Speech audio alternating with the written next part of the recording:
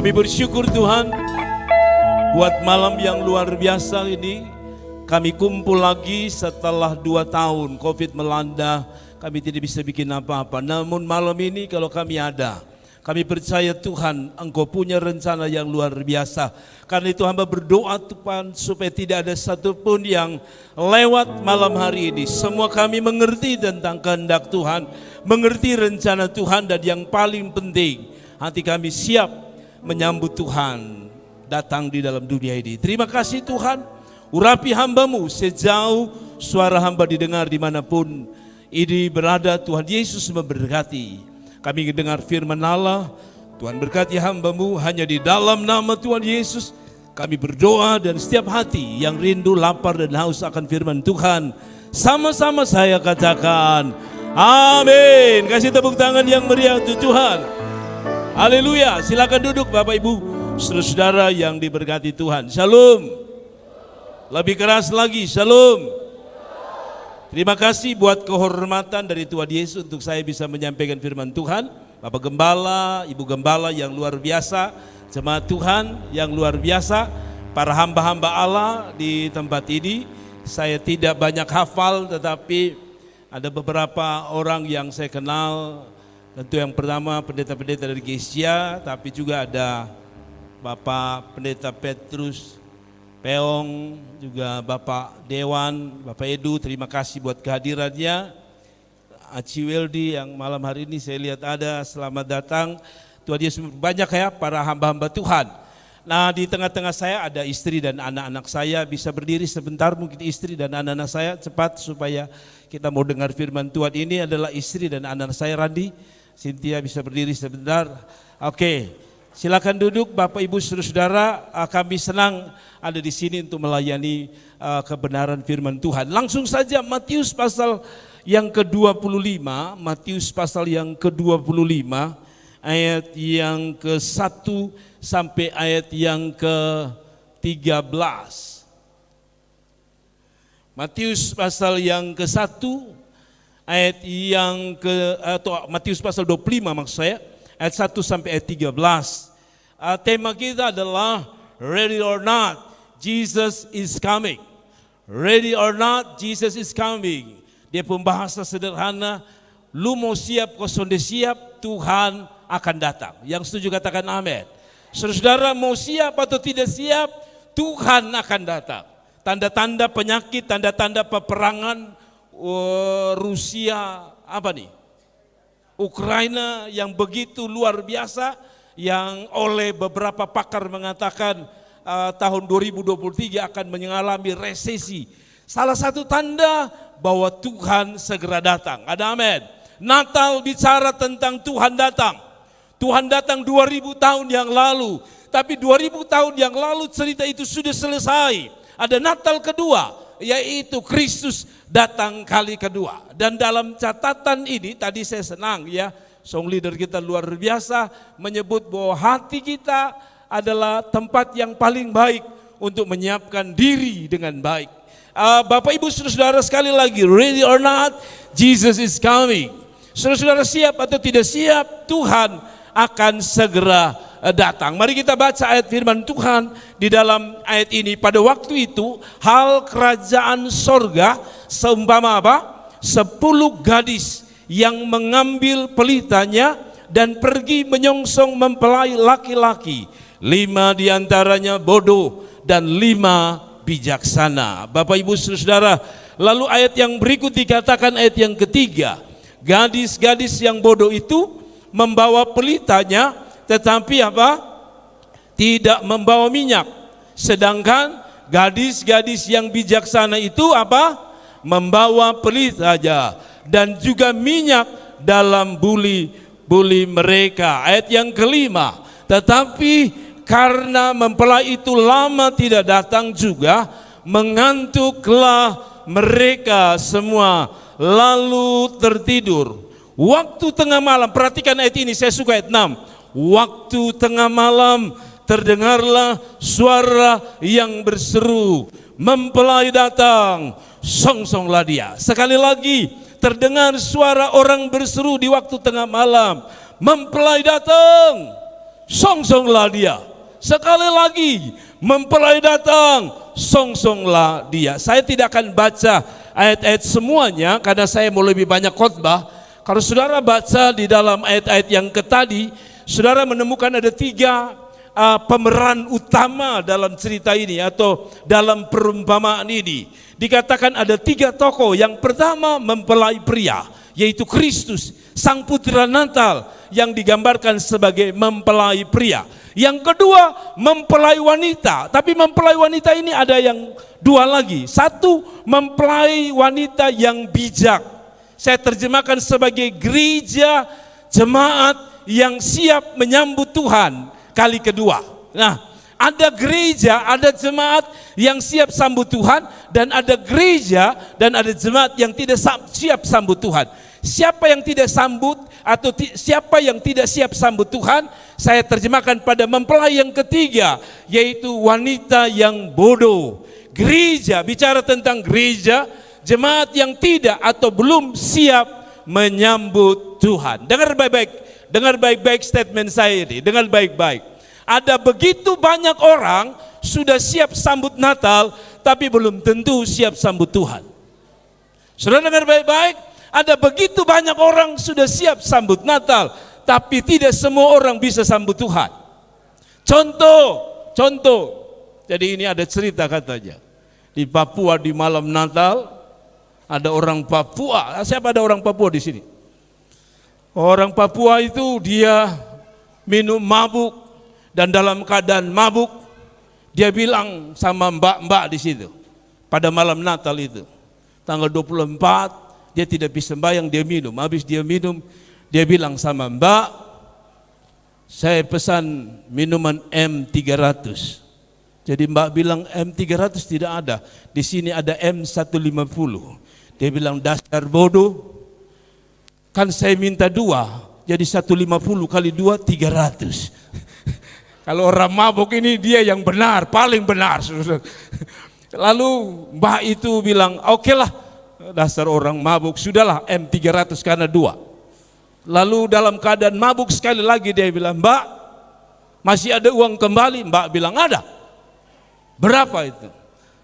2.000. Oke sudah, mbak kasih keripik sudah, sambil dia goyang-goyang. Mbak kasih keripik sudah. Lalu mbak bilang keripik tidak ada, hanya kerupuk.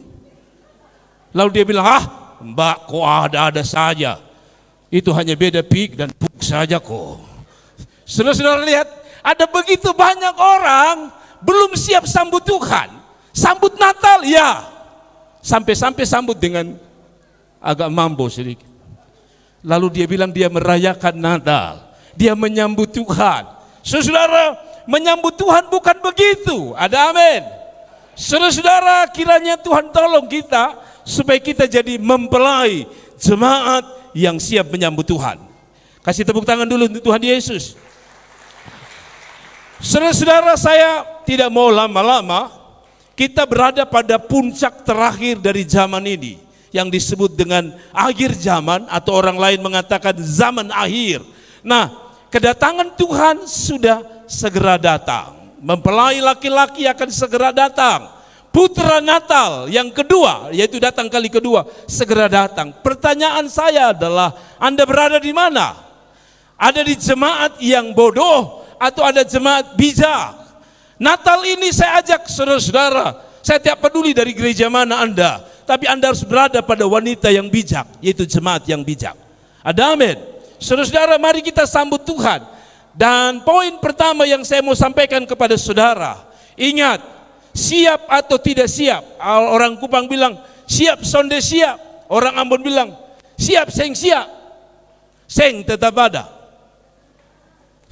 Saudara, kalau begitu apa yang bisa kita lakukan? Belajar dari cerita ini.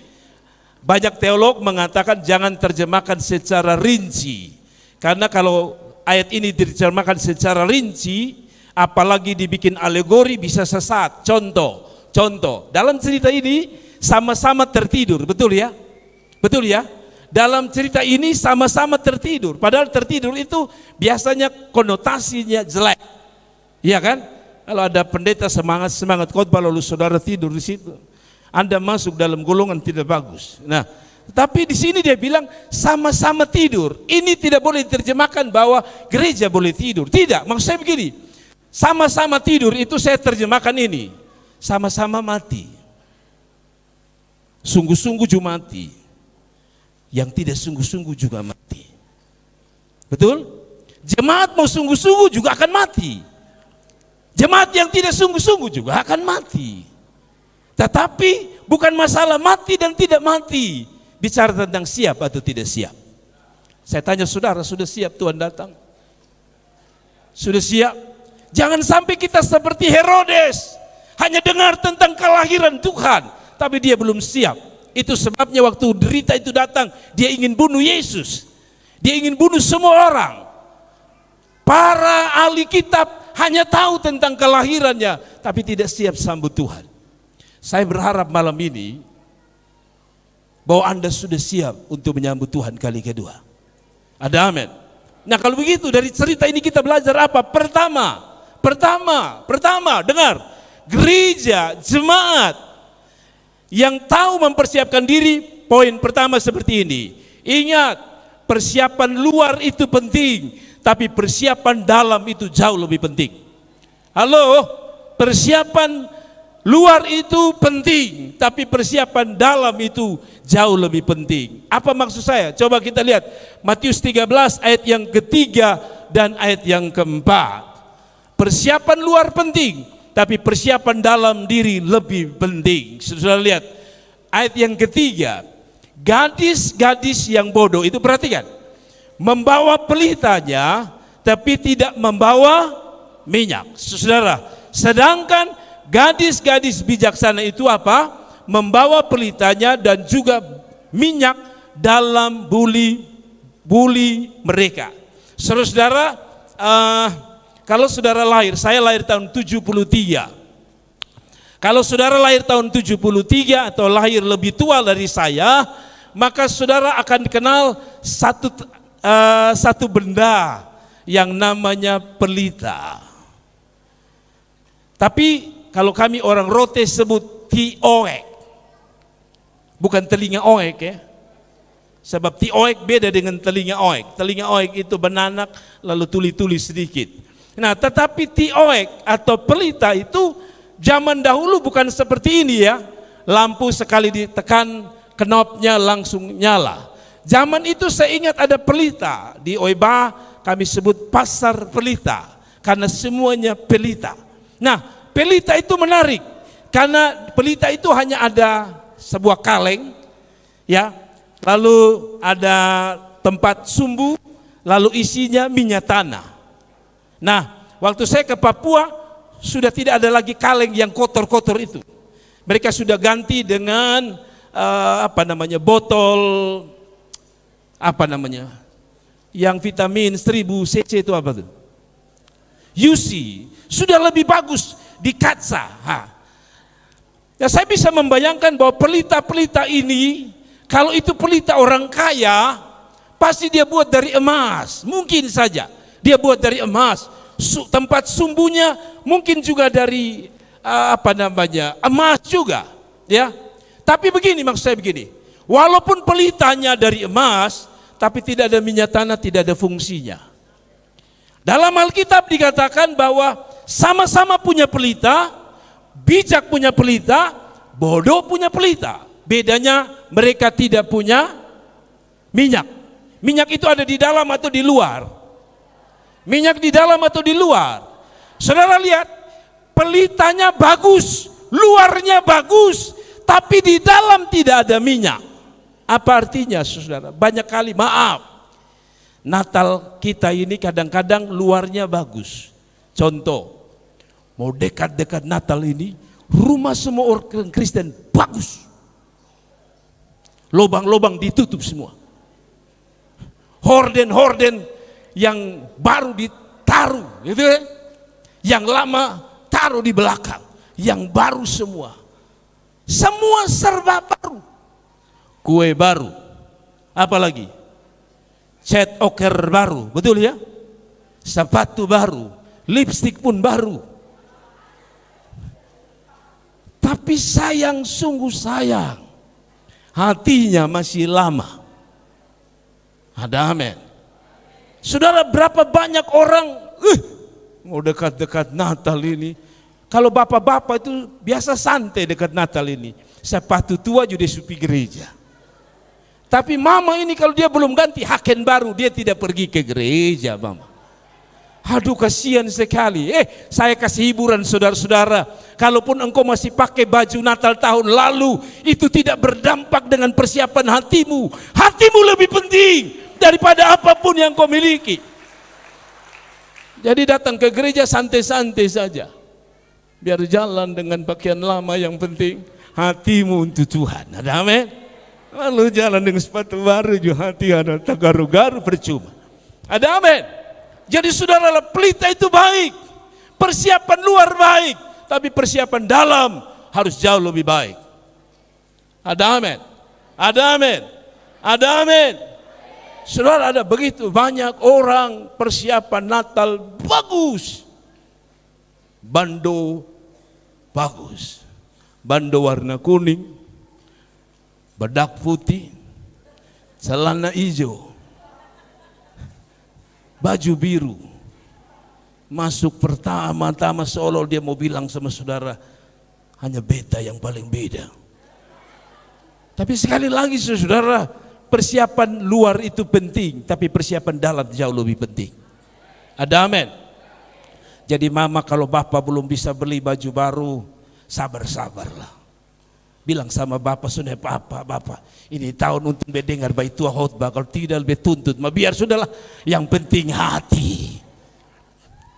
Bapak-bapak bilang, baik supaya pendeta, kebetulan gaji juga agak kurang-kurang, jadi saya tidak bisa kasih. Baik supaya tua dengar sudah, supaya tanggal 24 dia jangan minta lagi. Tapi kalau ada uang, bapak dengar, bapak, kalau ada uang itu namanya sakikir, pibeli. Jangan bapak ada uang, bapak bilang itu sudah dengar tuh, hati lebih penting. Padahal bapak pun dompet ada, itu salah juga ya. Itu betapa salahnya. Jadi persiapan luar itu penting, tapi persiapan dalam jauh lebih penting. Ada amin? Ada amin? Mungkin rumahmu, maaf, hanya terbuat dari dinding, tapi di sana ada Yesus. Toh Yesus juga lahir di kandang, bukan? Dia bukan lahir di istana. Dia lahir di tempat yang sederhana. Tapi tempat yang sederhana itu ada sang raja di situ. Biar bajumu sederhana, engkau orang sederhana, tapi biarkan Yesus lahir di situ.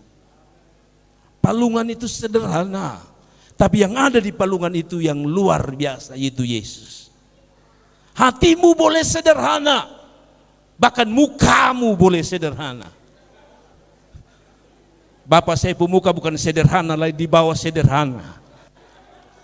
Tapi walaupun wajahmu sederhana, hatimu harus luar biasa. Kasih tepuk tangan untuk Tuhan Yesus. Wadah dari perempuan ini beda. Bijaksana punya wadah sama. Kita boleh satu wadah, jadi satu gereja, tapi hatimu harus berbeda. Ada amin? Kita boleh satu jemaat, kita boleh satu gereja, tapi rohanimu harus jauh lebih baik dari temanmu di samping kiri kananmu. Itu baru persiapan dalam, itu lebih penting. Ada amin? Mama-mama ini suka bikin yang heboh-heboh. Kalau dia pakai anteng-anteng kecil, rasa belum orang lihat. Maka dia pakai itu cincin yang lebar minta ampun itu. Saya kadang-kadang lihat ibu-ibu yang taruh lebar sekali, itu maksudnya apa ya? Apakah itu untuk gantung diri kah? Tetapi maksudnya tidak apa-apa. Kalau pakai itu untuk Tuhan tidak apa-apa. Ada amin? Ada orang tanya saya, Bapak, Mama Gembala itu kita bisa cat dia berambut? Bisa. Cat saja. Lalu bilang sama, saya tidak baik tua, itu baik tua bilang bisa itu. Hanya yang sudah bisa adalah kalau sucet rambut baru, hatimu harus dicat dengan kebenaran firman Tuhan.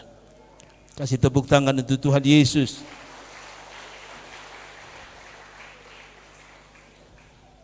Kadang-kadang saya bikin YouTube, jadi saya pakai baju itu saja. Ada jemaat bilang, Bapak, tidak ada baju lain lagi kah? Tapi bagi saya gini, Saudara jangan salah mengerti. Luar itu penting. Ya, mama-mama dengar baik-baik. Kadang-kadang bapak tua itu agak nakal karena mama-mama justru tahu diri. Maksud saya begini, saya omong apa adanya. Jangan karena saudara bilang yang penting hati, lalu mama pakai itu daster dari tahun 75. Sudah robek lagi masih pakai, pantas kau baik tua lihat-lihat di tempat lain. Walaupun saya bicara tentang hati, mama juga tetap bergaya. Kan dulu waktu bapak mau dia mama kan, mama dalam keadaan bergaya toh. Kenapa kok setelah kawin mama bau asam tinggi? Tolong biar su kawin lama tetap urus diri. Ada amin? Ada amin? Saya harus jujur bahwa kadang-kadang ibu-ibu ini kalau su nikah dia bilang yang penting hati. Kadang-kadang saya lihat itu daster itu bukan hanya sudah terobek, sulusu lagi, warna pudar lagi. Pantas bapak tua bilang, ay kasihan saya pembini. Pas dia lihat di luar sana ada ABG satu, pakai tali satu, langsung dia tertarik. Mama bukan tali satu, tali tiga.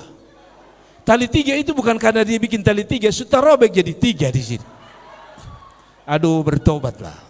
Walaupun hati itu penting, kadang-kadang luar juga penting. Mama, ada amin? Ada amin? Ya, pakai sekali-sekali lipstick. Bapak juga begitu, Bapak. Jangan setelah dapat mama juga kayak bau juga setinggal. Ayo saya minta maaf.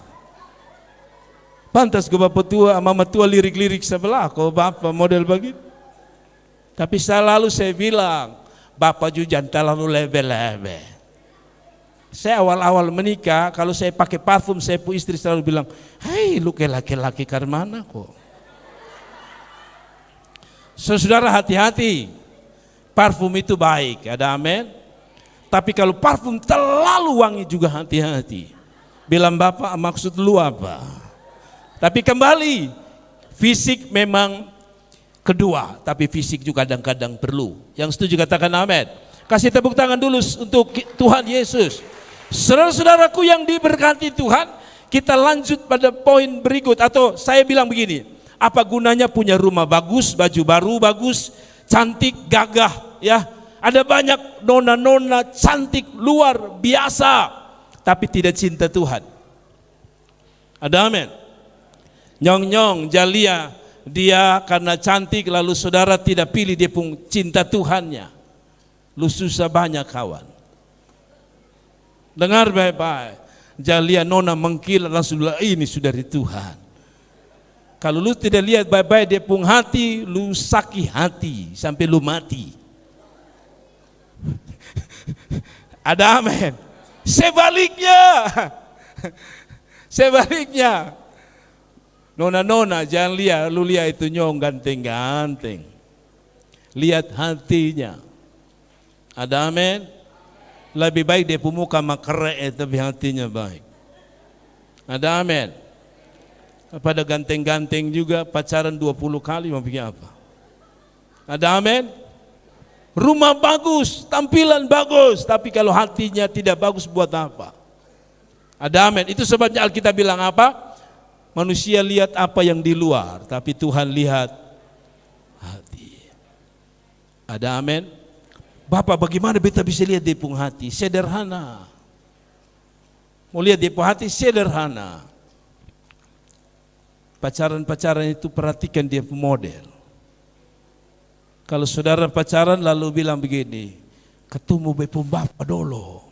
Dia bilang, di sini sah, antar di luar sana, di gelap sana saja. Tanda dia punya hati black. Kalau dia laki-laki baik dia ketemu, Om selamat malam Om. Walaupun Om putar kumis bilang apa? Siapa itu? Kadang-kadang kita pun anak mantu sutaku lebih dahulu lihat Om pun kumis. Siapa itu? Tapi laki-laki yang baik diantar sampai rumah. Tidak ada kata amin. Bagaimana laki-laki lihat wanita yang baik, lihat, ajak dia itu nona pi dia lupung rumah. pas lu mama sakit, dia bilang begini, lu mama sakit kok, ambil air panas ku beta kompres. Nah itu hati yang baik. Ada amin. Jangan kalau lihat mama tu bilang, siapa tuh? Mam tua ada panas, dekat jalan daripada beta tolong mam tua. Itu tanda wanita hati tidak benar. Ada amin? Ada amin?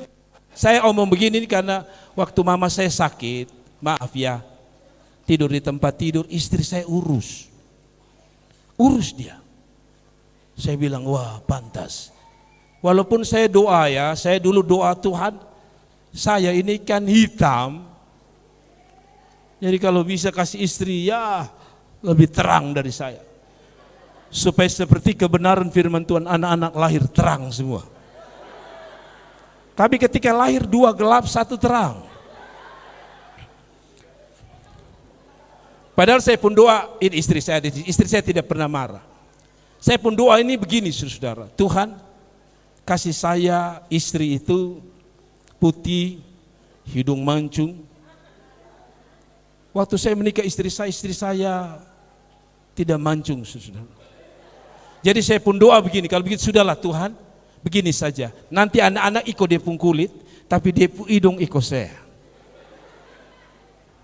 Tapi ada saya pun anak nona satu, hidung ikut dia, mama kulit ikut beta, bilang Tuhan tabale Tuhan. Tabale. Tapi ya itulah Tuhan. Tapi maksud saya begini saudara, waktu dia urus mama saya bilang ternyata hidung tidak menentukan hati. Yang ketawa pas hidung pesek. Saudara betul Bapak, betul omong terus Bapak. Bapak itu kadang-kadang lihat bepu hidung sampai ini hari. Kadang-kadang orang bilang gini, Pak Pendeta pu hidung juga tidak tinggi, hanya besar saja.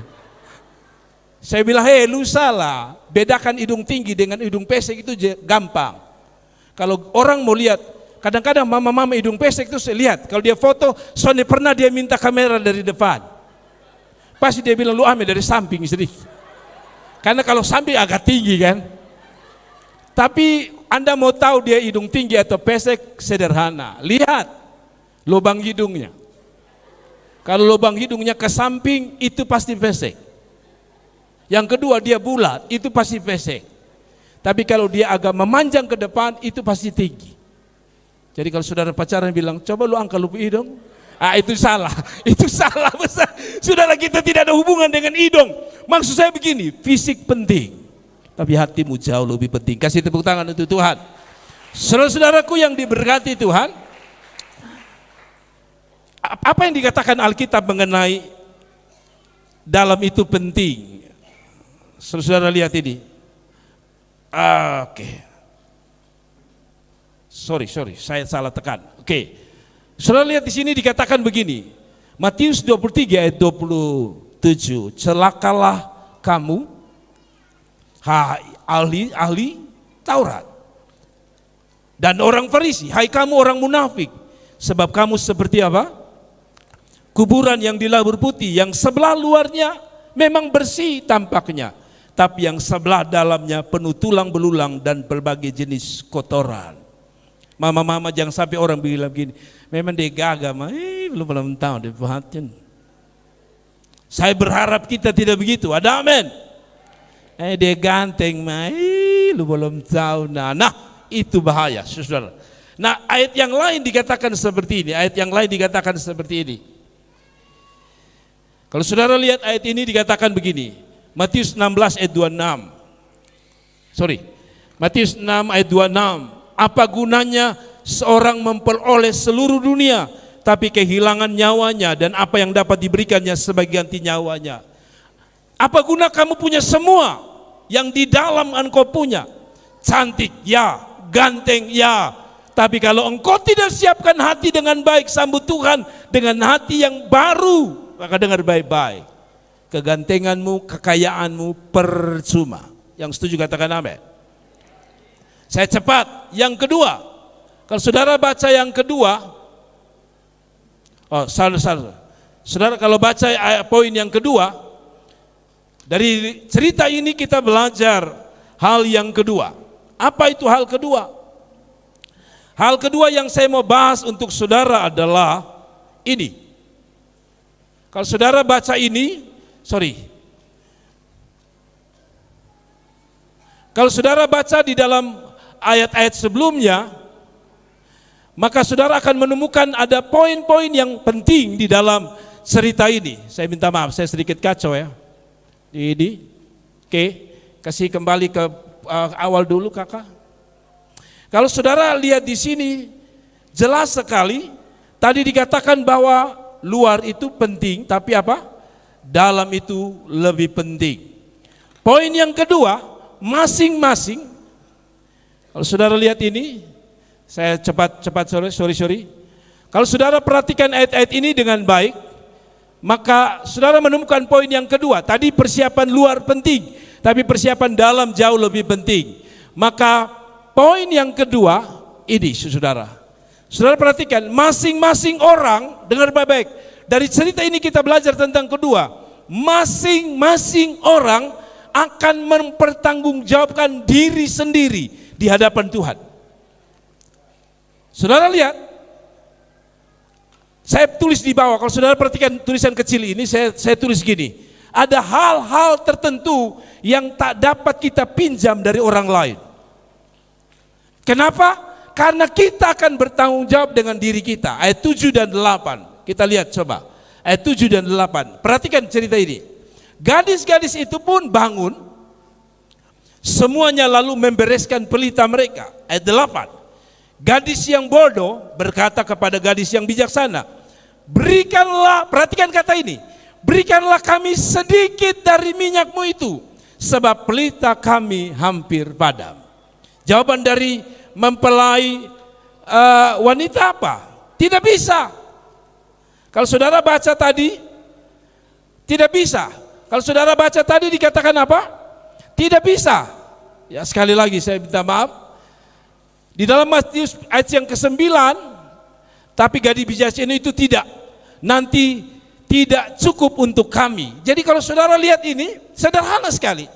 Bodoh mengatakan, perempuan bodoh mengatakan, kasih kami sedikit saja. Lalu yang bijak bilang apa? Tidak bisa, karena nanti tidak cukup untuk kami, dan tidak cukup untuk kamu. Artinya begini saudara-saudara, lihat.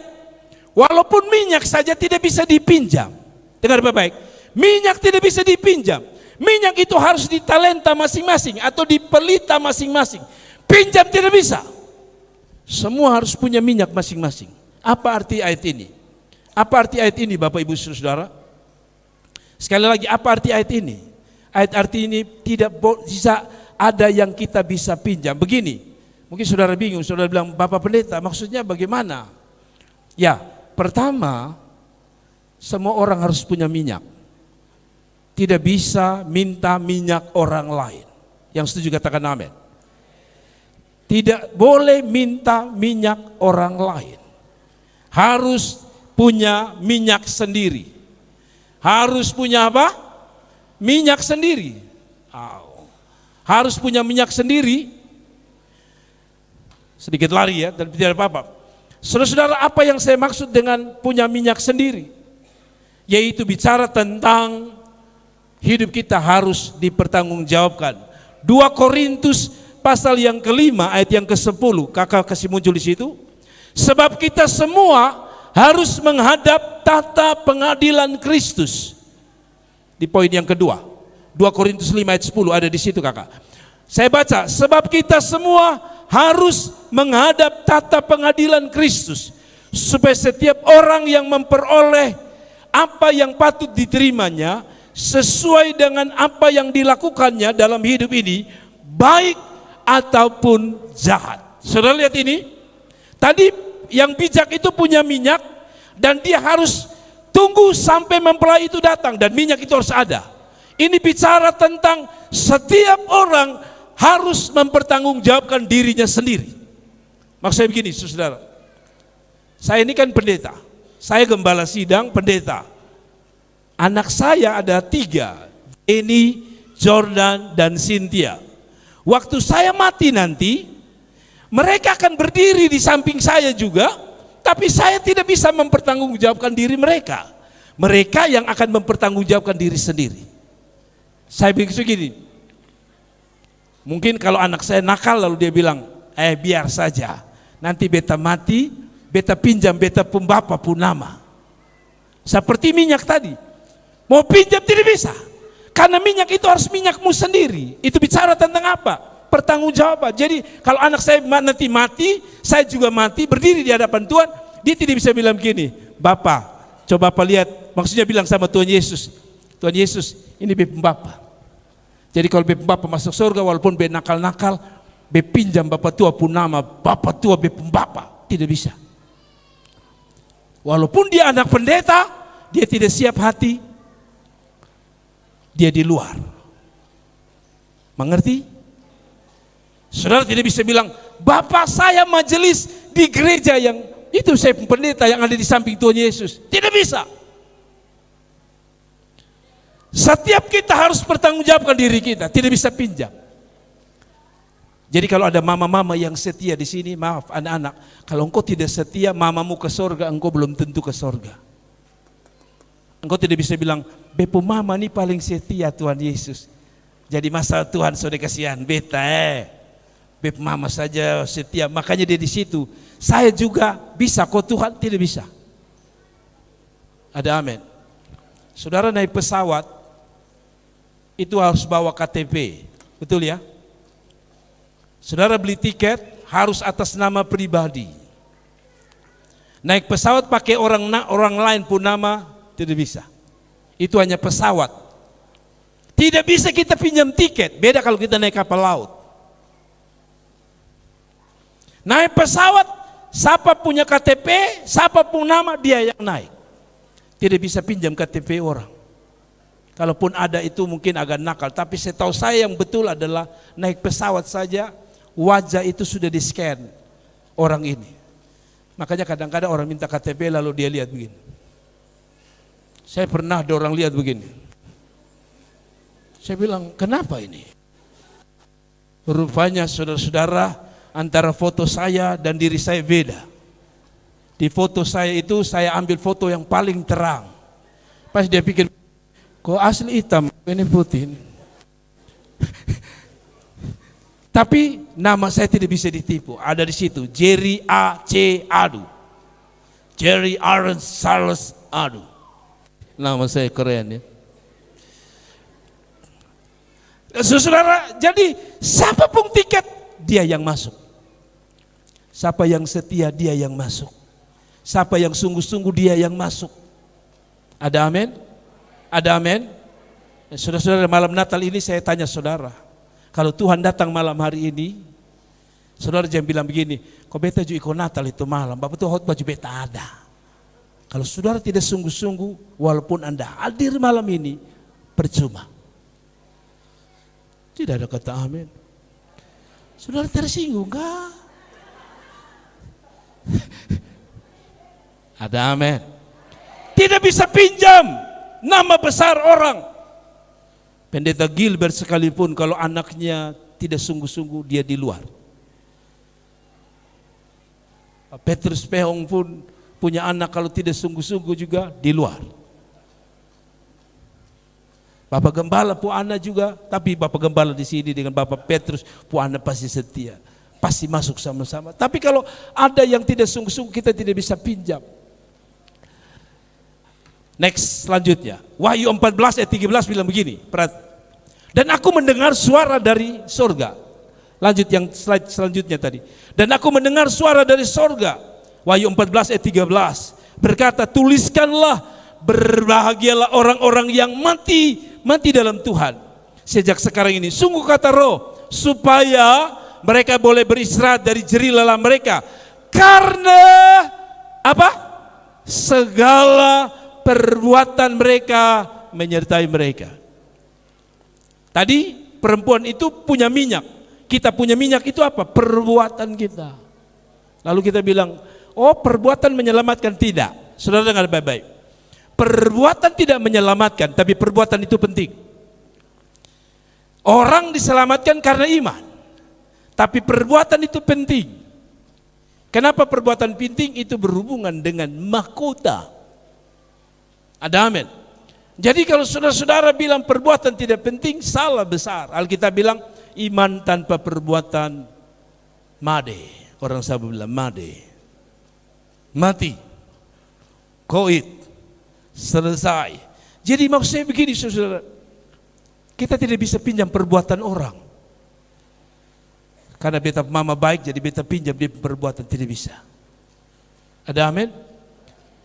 Mama lupa mama baik, ya sudah lupa mama sendiri yang baik di hadapan Tuhan. Lu jahat ya sudah, lu jahat.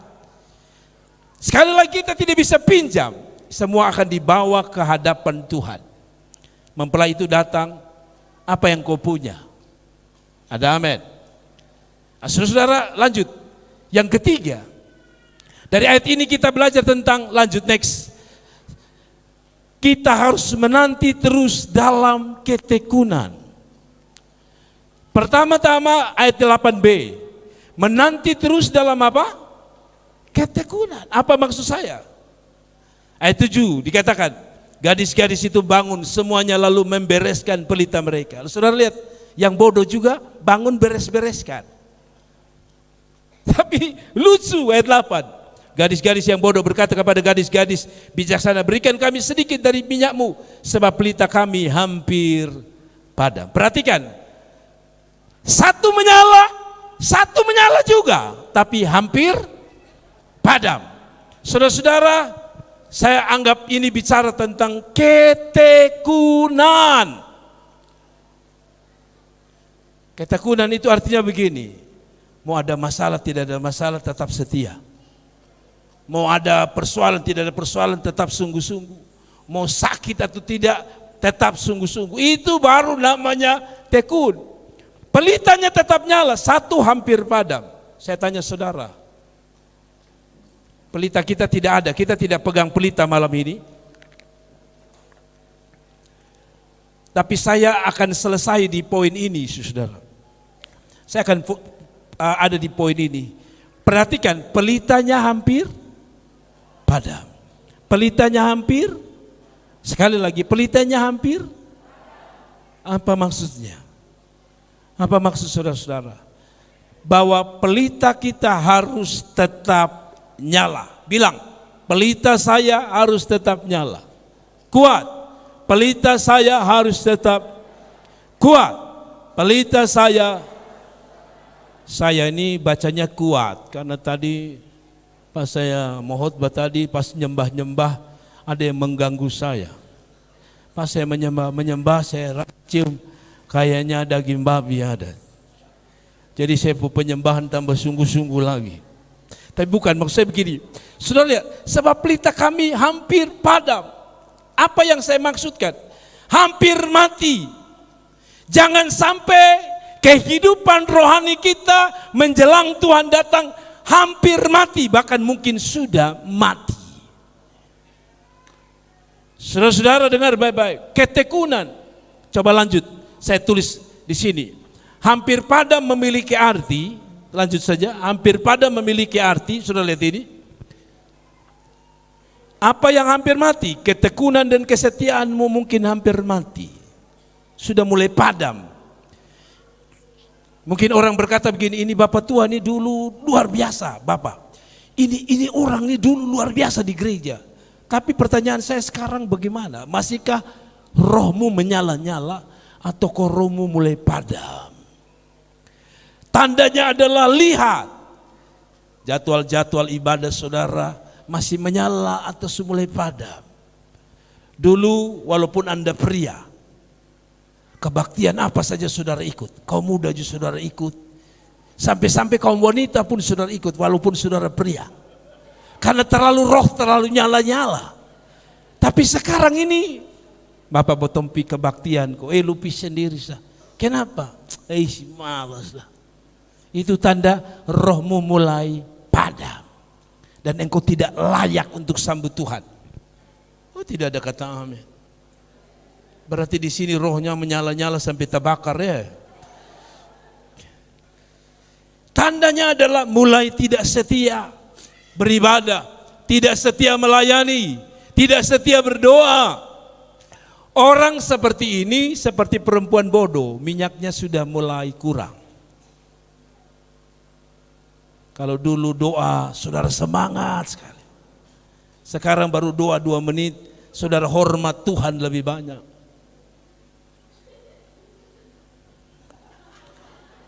Tanda bahwa rohmu makin hari makin padam. Ada amin?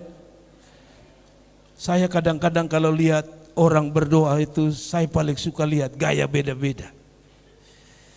Agak nakal saya, kadang-kadang saya lihat jemaat itu doa, ada yang sungguh-sungguh sampai muka paling jelek. Jeleknya minta. Tapi ada juga yang doa sambil atur di wajah. Haleluya Tuhan. Oh haleluya. Saya pun kawan satu kalau berdoa begitu. Haleluya. Dia takut dia air mata karena bedakan. Haleluya. Tanda kalau orang takut dia bedak luntur itu, lihat kalau dia menangis dia tekan di tengah-tengah. Tapi ini tidak ada hubungan dengan itu, saudara. Saya berharap bahwa semangatmu tetap menyala. Imanmu tetap menyala. Ada amin? Bapak Gembala dan hamba-hamba Tuhan, saya tahu kadang-kadang kita ada di titik rasanya roh kita mau sedikit padam. Karena apa yang kita doakan belum terjawab. Gereja kita masih sama, belum ada tanah, belum ada gedung. Tapi saya mau bilang, jangan biarkan padam, harus tetap menyala. Mama-mama, jangan waktu baru mau dapat bapak saja mama semangat, saya datang saja. Karena habis kebaktian Bapak Gembala selalu tanya, siapa yang belum menikah? Saudara angkat tangan. 2 tangan, kalau bisa ada 3 tangan saudara angkat semua. Supaya didoakan. Tapi setelah dapat Bapak tua, saya tanya saudara, jangan bikin alasan. Kenapa mama tidak kebaktian? Habis Bapak tua ini, beta harus urusan dia baru bisa datang. Kalau tahu begitu, berdoa supaya Tuhan jangan kasih kau jodoh, supaya kau jomblo sampai mati. Ada amin. Nona-nona, kalau sudah dapat suami itu berkat dari Tuhan. Sudahlah lanjut. Karena sudah ada beberapa wajah saya lihat mulai marah-marah saya di depan belakang. Tapi mari kita lihat, ini jemaat ini kalau di awal dorang selalu lihat pendetanya dengan senyum, salam. Dia juga salam. Ada amin. Amin. Tapi kalau pendeta mulai lama dia menunjukkan sinyal dari sana. Ada amin? Saya tanya saudara, ada amin? Oh berarti masih. Kan ada yang di sana bilang, atur saudara. Tapi sudahlah, mari kita lihat ayat Roma 5 ayat 3-4 berkata begini, Roma 5. Dan bukan itu saja, Roma 5 ayat 3-4. Dan bukan hanya itu saja, kita malah bermegah juga dalam kesengsaraan. Orang yang tekun, orang yang tetap menyala-nyala dalam keadaan apapun dia tetap menyala-nyala. Karena kita tahu bahwa kesengsaraan itu menimbulkan apa? Ketekunan, dan ketekunan menimbulkan apa? Tahan uji, dan tahan uji menimbulkan apa? Pengharapan. Lanjut. Janganlah hendaknya, ini yang saya suka. Pelitamu harus menyala itu karena ini. Janganlah hendaknya kerajinanmu kendor. Kebaktianmu jangan kendor.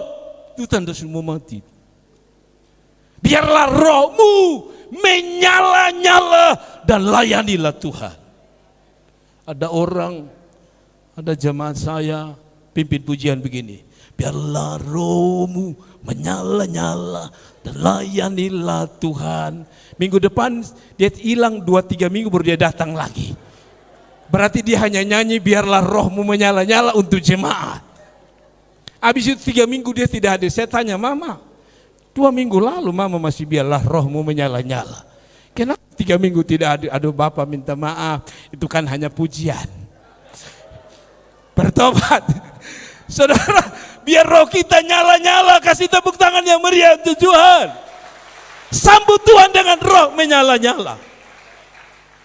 Saya tanya saudara, bapak-bapak, kalau bapak-bapak pulang kerja capek-capek, lalu mama tidak sambut dengan roh menyala-nyala. Maksudnya bapak begini, kalau bapak sampai bilang, pas bapak sampai saudara tidak bilang, aduh Bapak sudah datang. Shalom, apalagi kalau dari Sumba datang. Shalom Mbak, ibu laki sudah datang. Saudara tahu itu laki biar dia capek, dia semangat lagi. Tapi kalau saudara datang tanpa roh yang menyala, pas bayi tua muncul saudara begini, Bapak sudah datang. Bapak tua pulang Sumba kembali. Tapi kalau saudara sambut dengan luar biasa, istri saya ini kalau saya kemana-mana, pulang selalu bikin rapi, rumah, sapu, pel, semua. Lalu dia pakai bedak tabal 5 cm. Itu tanda dia sambut saya dengan menyala-nyala. Sambut Tuhan pun demikian. Ada amin? Ada amin? Sambut laki saya tidak betul, apalagi sambut Tuhan lagi. Jangan biarkan rohmu mati, tapi biarlah rohmu menyala-nyala. Ada amin? Ada orang itu memuji Tuhan, mati tidak mati, hidup tidak hidup. Orang subangkit, serukan nama Yesus, dia hanya bangkit, serukan nama Yesus. Aduh, kasihan sekali. Ada amin. Kalau saudara orang Pentakosta, ya saya tahu ada saudara-saudara Protestan, tapi kalau saudara orang Pentakosta nyanyi sedikit, semangat sedikit. Song leader bilang, mari kita lompat. Oh, rupanya lompat sekarang itu begini sih.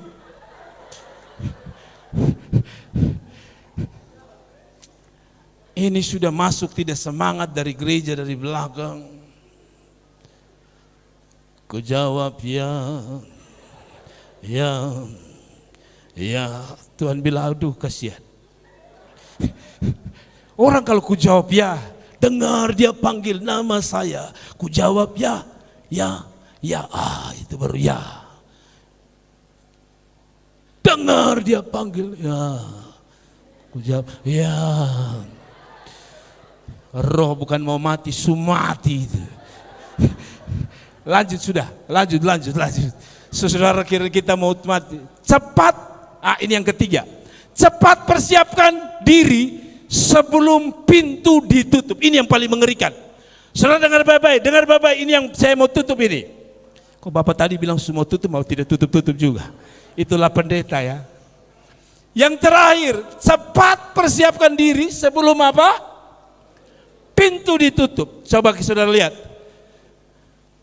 Lanjut. Matius 13 di next. Saudara lihat ayat yang ke-9. Tetapi jawab gadis-gadis bijaksana itu, tidak.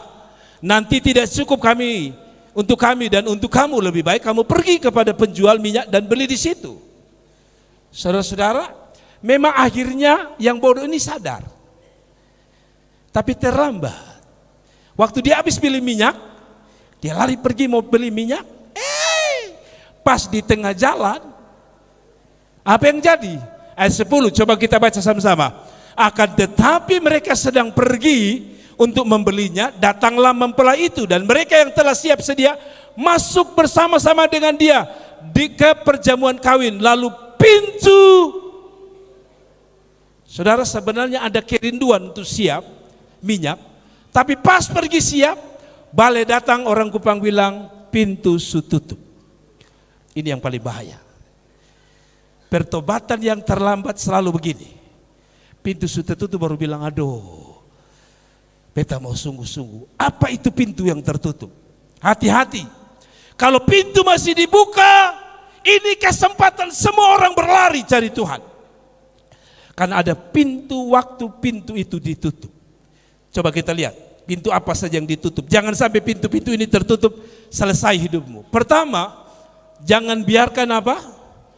Pintu anugerah tertutup. Jangan biarkan pintu anugerah tertutup. Coba naik next.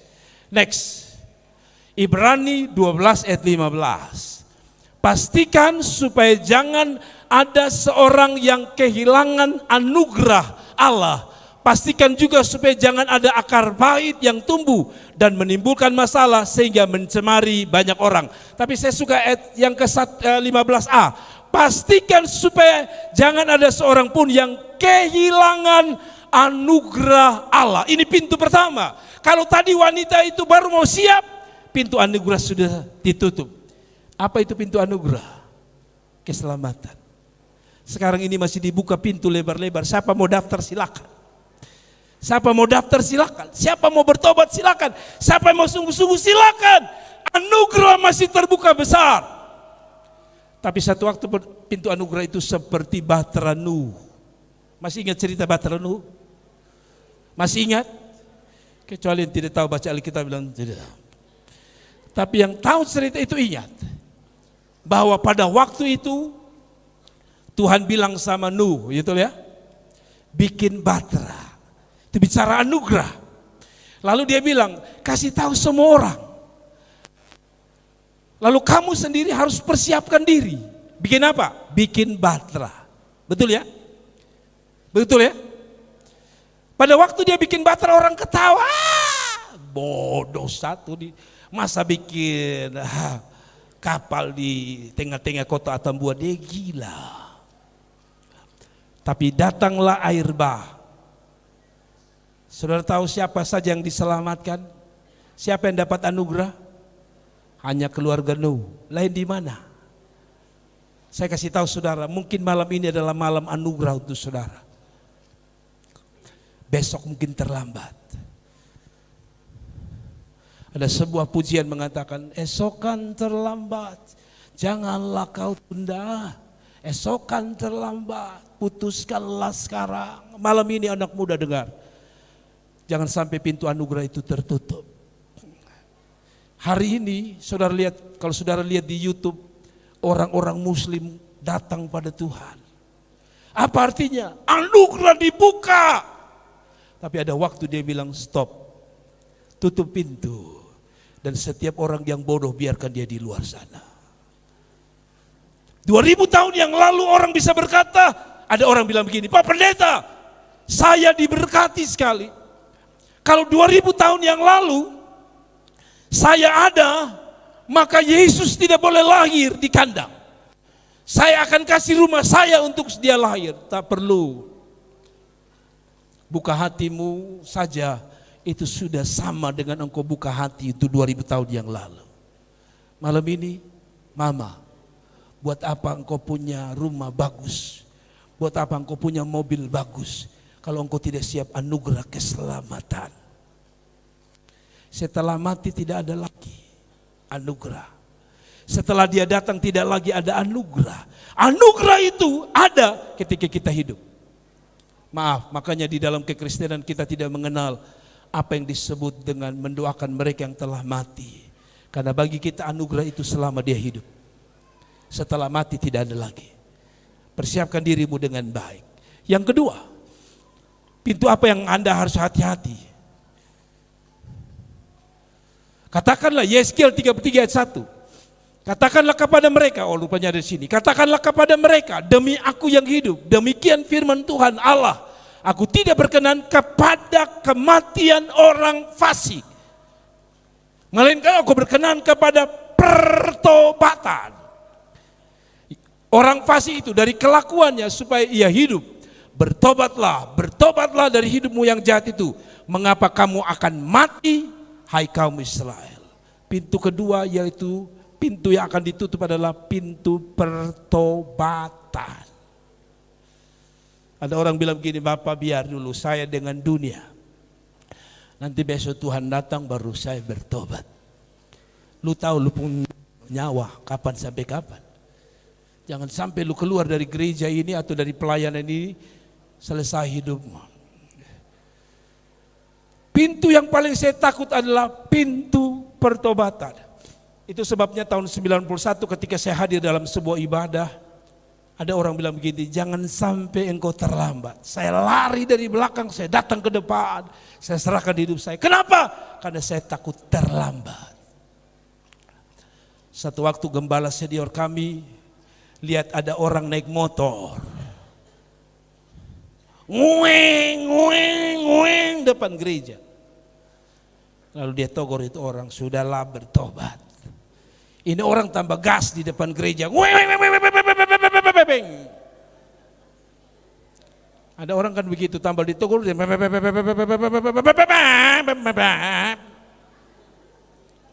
Kadang-kadang Natal itu diidentik dengan motor. Hai. Yang saya tahu saya notal itu trompet surga yang bunyi tet kedatangan Tuhan. Bukan lupa motor. Tuhan datang dia undur kembali pulang. Maksud saya begini saudara. Waktu pendeta kami ini tegur dia terus wang, balik lagi wang, balik lagi wang. Terakhir saya pun pendeta tunggu-tunggu, tidak balik-balik. Saudara tahu dengar-dengar dia tabrakan di sana mati. Pintu pertobatan selesai. Kalau gembala mau masih tegur saudara, serahkan hidup pada Tuhan. Kalau pendeta mau minta engkau bertobat karena dia mencintaimu, karena dia tahu ada waktu di mana pintu pertobatan selesai. Ada amin. Orang muda kalau engkau dengar malam Natal ini, engkau tidak salah dengar. Mungkin ini malam terakhirmu. Bapak-bapak, mungkin ini malam terakhirmu. Kalau saudara mulai tarik nafas agak sesak-sesak, kemungkinan ini malam terakhir. Bapak-bapak, kalau bangun tidur, dulu tangan aman-aman, bangun lalu bilang, Papa, kenapa ya sekarang kalau saya bangun, saya pun tangan sudah tidak bisa bergerak kadang-kadang. Itu tanda pintu anugerah semua selesai. Ada amin. Betul, ini omong saja. Dulu kan kita begitu gagah. Kalau sekarang bangun, orang bilang, duh Bapak bangun setengah mati. Itu tanda-tanda Tuhan semua panggil. Serius saya omong. Jadi kalau begitu, bertobat sudah. Ada amin. Bapak, kadang-kadang dia ketagak-tagak di sini. Hati-hati, pintu anugerah pertobatan sudah mau ditutup. Ada amin. Kalau saudara masuk rumah sakit dari kenapa? Kasih ingat sendiri, lu ingat sendiri malam Natal Bapak tuh khotbah, pintu semua tutup. Ada amin. Kalau ada kawanmu di rumah sakit sekarang dia lagi tarik, cepat-cepat pulang dari sini. Saya baru dengar. Betul, serius. Ada amin. Jangan sampai pintu itu tertutup. Ada amin. Mulai rasa-rasa kah? Bapak, saya pun kepala dulu biasa-biasa, mas sekarang kadang-kadang dia keram-keram. Sinyal trompet mulai bunyi. Saya mulai rambut putih ya Bapak. Opa, minta maaf saya justru mulai rambut putih. Katanya orang rambut putih itu juga sudah dekat dengan akan selesainya anugerah. Lalu saudara bilang, oh pasti nanti kita bahas di berikut. Tapi saya mau bilang sama saudara, malam ini adalah malam anugerah. Lanjut. Pintu apa yang tidak boleh ditutup? Cepat ambil keputusan. Lanjut. Matius 7 ayat 13-14. Masuklah melalui pintu sesak itu karena lebarlah pintu dan luaslah jalan menuju apa? Kepada kebinasaan dan banyak orang masuk melaluinya. Karena sesaklah pintu, sempitlah jalan orang yang menuju kepada kehidupan dan sedikit orang yang mendapatinya. Pintu apa yang akan tertutup? Pintu sorga. Dalam dua hidup ini ada jalan sempit, jalan ke sorga dan jalan yang lebar, jalan ke neraka. Ada amin. Kan kita pernah masih sekolah minggu masih ingat lagu ini ya. Di dalam dunia ada dua jalan, lebar dan sempit. Siapa mau pilih?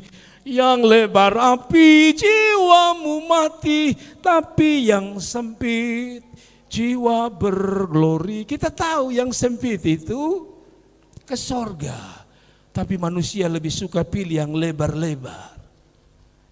Di gereja sedikit-sedikit tidak boleh, tidak boleh, tidak boleh. Di luar sana boleh, boleh, boleh. Kalau Anda terlambat ambil, pintu sorga tertutup. Pintu sempit itu tertutup. Karena itu ambillah keputusan sebelum pintu sorga tertutup. Saya tanya saudara, kalau pintunya hanya ada dua. Kalau sorga tertutup, pintu mana yang terbuka? Neraka. Pilih mana? Neraka malam ini? Bapak, biar subeta neraka juga baik. Saya kasih ingat saudara. Ada yang bilang begini, Bapak biar neraka juga baik. Yang penting masih ada. Saya tanya saudara, kalau saudara mau rasa neraka, pernah rasa neraka? Siapa yang pernah rasa neraka sini? Saya tanya serius, siapa yang pernah rasa neraka sini? Saya sudah. Anda mau rasa neraka? Begini, kita coba pulang ke rumah, pas mama tua ada goreng ikan itu, yang dia lagi meletus, tes, itu berdiri di situ. Dan kalau saudara sudah biasa begitu, Anda sudah bisa masuk neraka. Tapi buktinya dengan ikan saja kita goreng di jauh, gitu. Ya kan? Saya lihat ada orang goreng ikan begini pakai helm lagi, karena takut minyaknya tempias.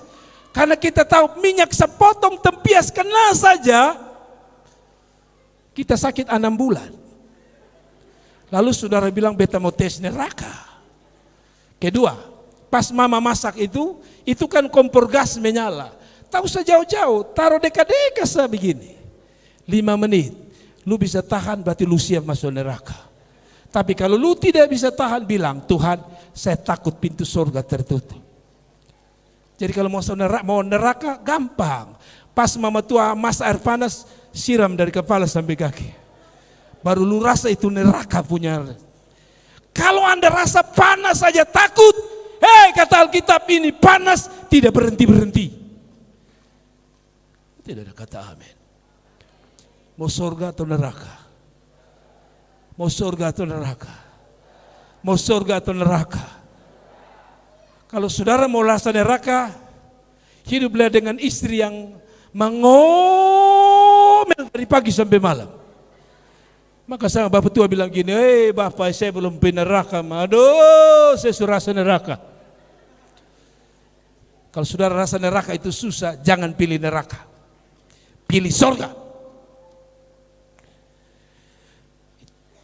Sudahlah, saya mengerti. Tahu saya lihat nantang saya begitulah. Saya mengerti, kan mau pulang kan, saya akan pulang. Mari kita lihat ayat terakhir, lalu kita berdoa. Ayat terakhir. Ibrani 9 ayat 27, ini yang paling saya takuti dalam hidup ini juga. Pintu kehidupan atau pintu nafas kehidupan ditutup. Ibrani pasal 9 ayat 27, coba kita baca sama-sama. 1, 2, 3. Dan sama seperti manusia ditetapkan untuk mati hanya 1 kali saja dan sesudah itu dihakimi. Yang terakhir adalah jangan sampai pintu anugerah yaitu nafas kehidupan ditutup. Kalau pintu surga atau nafas ini belum diambil, enak. Kita masih bisa ambil keputusan besok. Umpama Anda tidak mau bertobat malam ini, besok Anda masih bisa pilih karena masih ada nafas. Tapi kalau ini sudah diambil, maka pintu-pintu yang tadi, surga anugerah dengan sendiri tertutup. Karena itu saudara, saya pastikan bahwa Anda masih hidup malam ini. Siapa yang masih hidup malam ini? Siapa yang masih hidup malam ini? Jangan sampai Anda mati baru ambil keputusan, terlambat. Ada amin. Ada orang bilang, Bapak, nanti kalau sudah mau dekat mati, baru beta ambil keputusan, sabar. Ada orang bilang gini, Bapak, maaf, tadi saya bilang, saya mulai rambut putih. Saya kasih hibur, siapa yang rambut putih di sini, angkat tangan. Jangan chat. Ini guyonan, jangan berserius ya. Ini jangan berserius. Saya ini tidak bisa cat rambut saya karena pertama saya alergi. Saya cat berulang-ulang, muka saya bengkak. Orang promosi, pakai ini, muka tidak bengkak, pakai bengkak. Kemarin pas khotbah di Malang, pakai malam, besok bengkak, hampir saya tidak khotbah. Karena itu saya memilih biarkan putih. Untuk menghibur saya selalu bilang kepada mereka yang bilang gini, kakak sayang, kalau tidak cat supaya kelihatan muda. Saya bilang ingat, Alkitab hanya bilang, sampai masa putih rambutmu, aku menggendong kamu. Artinya yang rambut hitam tidak digendong Tuhan. Nah itu hanya guyonan, tapi saya selalu pakai ayat itu. Saya bilang, yang digendong Tuhan rambut putih. Sebenarnya Tuhan mau gendong, karena kemarin Tuhan pas mau datang gendong, kok dia suruh rambut hitam ini tidak jadi gendong. Tapi tidak, saudara, itu hanya guyonan supaya Anda tidak tertidur. Tapi maksud saya begini, saudara itu. Dan sama seperti manusia ditetapkan mati hanya untuk apa? Satu kali, setelah itu dihakimi. Kadang-kadang saya lihat anak-anak muda nih, maaf ya, saya bawa mobil dari Kupang. Saya lihat anak muda ini kayak dianggap dia punya nyawa 3. Ketemu kita di mobil, dulu kita anak-anak kecil, dulu zaman saya masih kecil, oto masih 4 kilo, kita sularinya berang. Anak kecil sekarang tidak. Lu foto menuju, dia menuju foto begini. Lu yang silih, bukan dia yang silih, lu yang silih. Seolah-olah dia berkata, nyawa saya 3 Bapak. Anak-anak muda dengar. Kalau Tuhan masih kasih engkau napas, jangan engkau naik motor lalu angka ban. Satu waktu ada orang angka ban di CV muka. Oh, saya bilang Tuhan tolong. Dia pikir dia punya nyawa apa kah? Nyawa PlayStation itu beda dengan nyawa Anda. Saya kasih ingat. Nyawa di PlayStation itu beda. Saya suka main di PlayStation dulu. Bawa mobil itu, kencang tabrak. Hidup lagi. Bawa motor, Rossi, kan ada tuh PlayStation. Bawa motor jatuh, tabrak hancur-hancur. Kadang-kadang itu game punya rekaman meskipun kaki putus. Tapi bangun hidup lagi dan itu kaki tidak tahu dari mana nyambung sendiri. Hidupmu bukan PlayStation. Lu sekali jatuh kepala hancur, mati. Yang lu pikir lu PlayStation. Ada amin? Saya kasih ingat saudara yang kepala batu. Dengar, saya mau tutup nih. Saudara yang kepala batu. Siapa yang kepala batu di sini? Saya berdoa supaya Tuhan hanya ambil batu dan bukan ambil kepalamu. Saya ulang lagi. Yang kepala batu saya berdoa, Tuhan hanya ambil batu di kepalamu dan bukan kepalamu. Maksud saya begini, kalau saudara tidak bertobat, Tuhan ambil kepala satu kali. Bukan hanya ambil batu, kepalamu satu kali. Lihat, orang malam Natal tanggal 24 selalu menimbulkan korban. Orang bisa sembahyang dong, weng, tiba-tiba bilang, nah, Sumati. Ingat, kalau Sumati tidak ada lagi jalan pertobatan. Halo, kalau ada cewek mau ajak engkau malam hari ini, sebenarnya tadi lu bilang, beta malas model-model begini. Anda orang pertama yang saya kasih ingat. Kalau ada malam hari ini ada orang anak muda yang karena cewekmu yang undang malam ini, engkau berita bagus untuk engkau. Sebelum kepalamu diambil, hanya batumu yang diambil, bertobat. Oh, tidak ada kata amin. Yang lihat marah saya pasti lu. Tapi saya kasih ingat saudara, ini malam terakhir. Jangan sampai saudara pulang lalu saudara selesai. Dengar baik-baik, hidup kita hanya satu kali, setelah itu apa? Dihakimi. Mati, dihakimi. Mati, dihakimi. Bapak mama, tadi saya bilang, tanda-tanda kematian kita kan sudah mulai dekat. Yang tadi jalan bisa berkilo-kilo, sekarang saudara bilang, Pak Pendeta, sekarang bisa jalan saya potong, saya nafas kesesak. Tanda semua mati. Kita bicara apa adanya. Kita bicara apa adanya. Ada amin? Bapak dulu beta naik 6 tangga itu cepat sekali. Sekarang naik tangga baru 2. Beta berhenti di tengah jalan. Tanda semua selesai.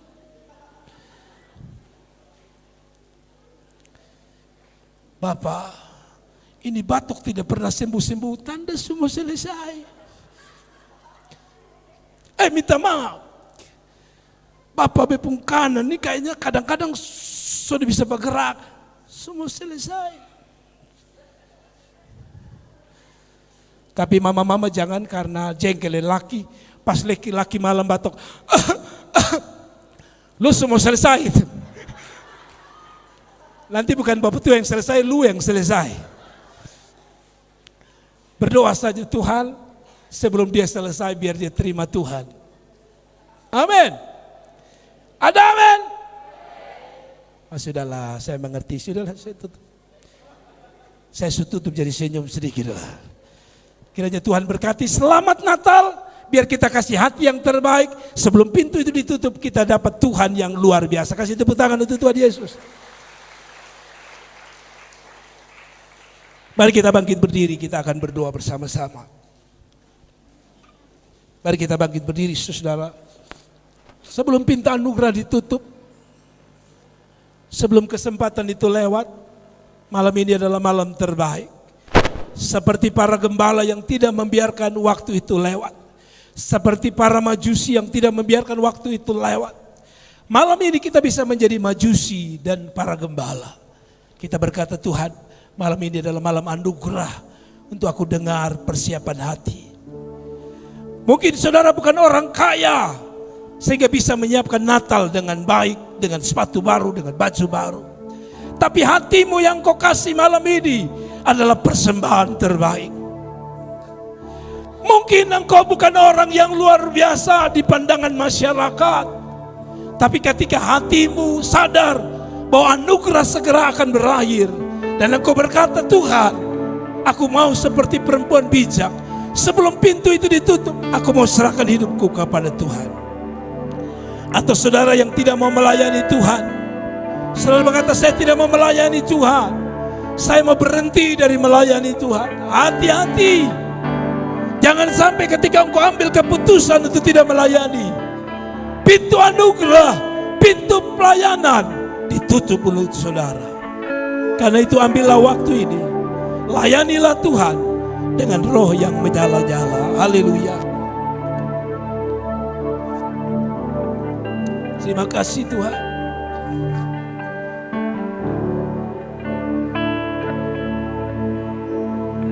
Haleluya. Oh, Rohmu yang hidup, kita nyanyi pujian ini sama-sama. Kita mau buka hati sebentar dengan Tuhan. Rohmu yang hidup, haleluya. Saya minta song leader Singer bantu saya nyanyikan pujian ini. Amin.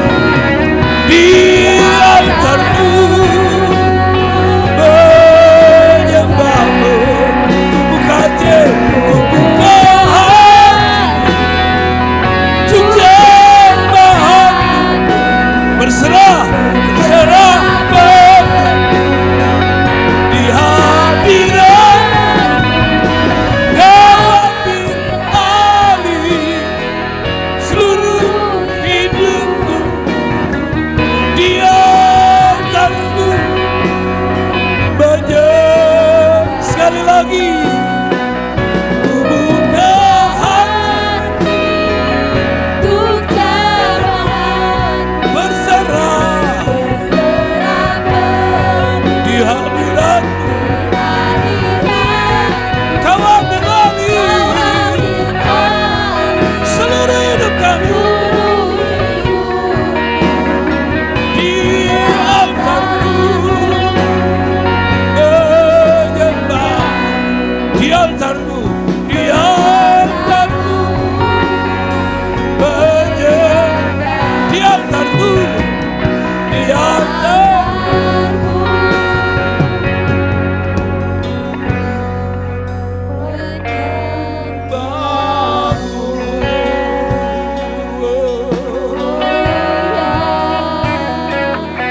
Haleluya, kami sembah. Oh, haleluya. Saudara-saudara, mari kami sembah. Kami angkat, kami tinggikan. Oh, musik perlahan, musik perlahan. Biarkan semua orang mendengar suara saya dengan baik.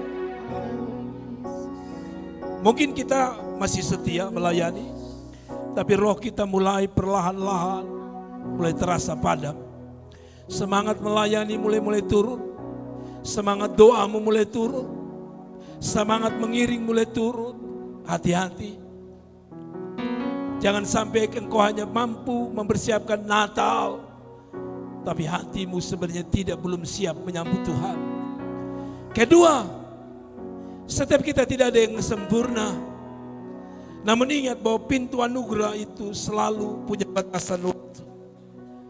Kalau dia tidak melalui kematian, maka kedatangan Tuhan adalah saat pintu anugerah tertutup. Dan malam hari ini, saya mulai dengan wanita bijak. Mungkin Anda yang melayani Tuhan, Anda sungguh-sungguh, tapi rohmu mulai padam. Rohmu mulai menurun karena tantangan yang engkau hadapi di pelayanan. Rasanya membuat engkau ingin mundur. Rasanya ingin engkau menyerah. Ingat, jangan sampai engkau jadi dari perempuan bijak, perempuan yang baik itu pindah ke perempuan bodoh. Hanya karena engkau patah semangat. Teruslah melayani sekalipun tantangan, ujian, cobaan melanda hidup. Bilang sama Tuhan, Tuhan, malam ini saya sadar, saya bikin kebaktian Natal, tapi hati saya sebenarnya mulai turun. Roh saya mulai turun, roh saya hampir padam. Undang Tuhan, supaya roh Allahnya membakar kembali semangatmu. Yang kedua, kalau saudara berada pada posisi wanita bodoh, bicara tentang gereja yang belum siap, jemaat yang belum siap. Entah belum bertobatkah, entah belum sungguh-sungguhkah, entah belum ambil waktu melayani Tuhan kah? Lebih baik ambil keputusan. Sebab napas seseorang tidak bergantung pada rambut putih atau rambut hitam. Napas kehidupan tidak bergantung dari Anda sehat atau sakit. Berapa banyak kita tahu tetangga kita sakit sudah lama tapi tidak mati-mati.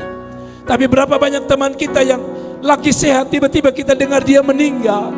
Berarti kematian itu misteri.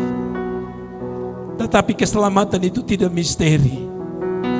Malam ini ada panggilan dari sorga yang berkata, jangan sampai terlambat. Natal ini dibuat supaya kita tidak seperti Herodes yang terlambat ambil keputusan. Tapi kita belajar dari Majusi yang selalu meresponi waktu yang tepat. Malam ini semua tunduk kepala. Siapa yang mengerti firman Allah malam ini? Yang mengerti, angkat tangan. Yang mengerti apa yang saya khotbahkan, angkat tangan. Yang mengerti, angkat tangan dengan rendah hati. Yang mengerti, angkat tangan. Terima kasih. Turunkan tangan. Kedua, Anda yang paling tahu Anda berada di wanita bijak atau wanita bodoh. Tanda Anda di wanita bodoh, hari-hari ini engkau tidak semangat beribadah, engkau tidak semangat lagi melayani Tuhan, engkau tidak lagi serius dengan ibadahmu, tidak serius lagi dengan Tuhan, tanda engkau bodoh. Saya tantang yang kedua, siapa yang mau dengan rendah hati, bahwa dari khotbah ini ada bagian-bagian yang harus kita jujur bahwa saya ada di wanita bodoh. Siapa yang mau jujur dan rendah hati bilang, Tuhan, tadi saya dengar khotbah, kok cocok dengan saya. Sepertinya saya juga masuk dalam wanita bodoh. Mari dengan rendah hati angkat tanganmu di hadapan Tuhan. Lebih baik engkau bilang sama Tuhan seperti wanita bodoh itu. Lebih baik akui, karena sebelum engkau mati, sebelum kematian datang, kita masih bisa berubah dari wanita bodoh ke bijak. Tapi setelah kematian, wanita bodoh tetap bodoh dan tidak bisa jadi bijak. Malam hari ini saya harus jujur. Kadang-kadang dalam hidup saya seperti wanita bodoh ini. Sekalipun saya hamba Allah, kadang-kadang saya ingin berhenti dari pelayanan yang begitu rumit, begitu susah, begitu luar biasa pergumulan. Tapi ketika saya baca ayat ini, saya bilang, Tuhan, saya tidak mau ketinggalan ketika Kau datang kali kedua. Dan berapa banyak yang mau bilang sama Tuhan, Tuhan, pulihkan saya malam hari ini. Kalau ada yang belum serahkan hidup, saya kasih ingat saudara, jangan sampai malam ini, malam terakhirmu. Sudah banyak kesaksian bahwa orang-orang yang terlambat ambil keputusan, seperti Lazarus yang miskin itu dan si orang kaya, sama-sama mati kata Alkitab. Dan si kaya baru menyesal setelah berada di dalam perapian yang nyala-nyala itu. Dan dia bilang, orang kaya itu, kasih tahu keluarga saya supaya mereka tidak sampai di sini. Malam ini saya sudah kasih tahu saudara, dan kalau saudara tidak ambil keputusan lalu berada dalam hukuman itu, jangan pernah salahkan hamba Allah termasuk saya. Saya sudah sampaikan. Malam ini saya tantang saudara, siapa yang mau ambil keputusan untuk berada di wanita bijak? Angkat tangan semua yang mau supaya kita berada di wanita bijak. Pulang semangat lagi, pulang berapi-api lagi dengan Tuhan, pulang lalu mulai menyala-nyala lagi dengan Tuhan. Angkat tanganmu dan mari kita berdoa. Tetap angkat tangan saudara. Anda tidak salah datang di malam Natal yang luar biasa ini. Bapak lihat tangan-tangan yang diangkat. Ada banyak orang yang sedang mengangkat tangan, dan kami dan hamba juga. Kami sadar Tuhan, bahwa kadang-kadang kami ingin seperti wanita bijak, tapi dalam perlakuan, dalam jalan hidup kami sehari-hari, kami menjadi wanita bodoh. Tapi kami belajar dari malam ini, malam Natal ini, sebelum Engkau mempelai laki-laki datang sebagai putra Natal kedua kalinya, kami tidak mau seperti wanita bodoh yang pintunya telah tertutup dan hanya bisa menangis dan meratap. Malam ini Tuhan, kami akan berpisah, tapi kami punya hati yang sama. Kami mau jadi jemaat yang bijak, jemaat yang mempersiapkan hidupnya dan hatinya untuk Tuhan. Bapa, lihat orang-orang muda di sana. Tuhan, tangkap mereka malam hari ini, bawa mereka dalam hadirat Allah. Kalau ada rumah-rumah tangga yang belum datang pada Tuhan, hamba berdoa supaya malam ini, malam Tuhan ambil rumah tangga mereka datang kepadamu. Kalau ada orang-orang muda yang masih mengeraskan hati, Roh Kudus tolong dia supaya dia ambil keputusan malam ini, supaya dia tidak tertinggal. Kalau ada anak kami yang kami tahu belum datang di dalam hadirat Tuhan, hamba berdoa supaya anak itu datang pada Tuhan dan mereka tidak boleh terlambat. Kalau ada ibu di sini Tuhan yang sedang berdoa untuk suaminya supaya datang pada Tuhan, hamba berdoa dalam nama Yesus bahwa suaminya datang pada Tuhan. Sekali lagi Tuhan, terima kasih, Engkau sungguh luar biasa malam ini. Kami menyadari Tuhan, oh Natal bukan bicara tentang hiasan saja, Natal bukan bicara aksesoris Natal saja, tapi Natal bicara tentang hati dan bejana serta pelita yang harus tetap menyala. Kami akan pulang setelah ibadah Natal ini, tapi doa hamba supaya roh yang menyala-nyala itu tetap ada dalam diri kami, hamba-hamba Allah, yang terus menyebar ke seluruh jemaat dan akan bergerak dalam keluarga-keluarga Kristen, sehingga malam Natal tahun ini bukan hanya menjadi malam Natal biasa, ada kue, ada baju baru, tapi ada roh yang menyala-nyala untuk melayani Tuhan. Ada roh yang menyala-nyala dan berkobar-kobar tetap ada di jalan Tuhan. Ada roh yang menyala-nyala tetap ada di jalan Tuhan untuk menyambut Tuhan kali kedua. Segala pujian, segala hormat, segala kemuliaan syukur hanya bagi nama Tuhan. Sebab hanya di dalam nama Tuhan Yesus kami berdoa, bersyukur buat firman Allah, dan bersyukur buat malam hari ini. Dan setiap kita yang menyadari kita telah menjadi wanita bijak, beri tepuk tangan yang meriah untuk Tuhan. Haleluya.